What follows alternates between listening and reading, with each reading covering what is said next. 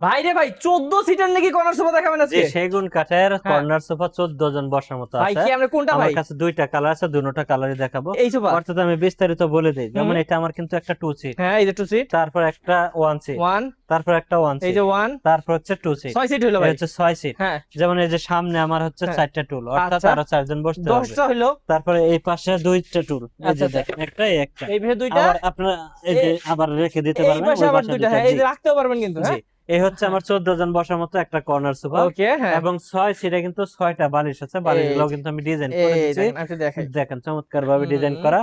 আর এই যে গাড়িটা, এটা হুম। কিন্তু আমার সেগুন কাঠ। এটা সেগুন কাঠ, জি, এগুলো সেগুন অর্থাৎ কাঠ। বাইরে যতটুকু কাঠ আছে হুম সেগুন কাঠ, এবং কাঠগুলাতেও হুম। কিন্তু আমি ডিজাইন করে দিয়েছি সিম্পল ভাবে। ওকে এখানে একটা। এবং একটা ড্রয়ার আছে, ড্রয়ারের হুম। উপরেও দেখেন টপটা, ওকে এখানে কিন্তু চমৎকার ভাবে একটা চমৎকার। ডিজাইন করা।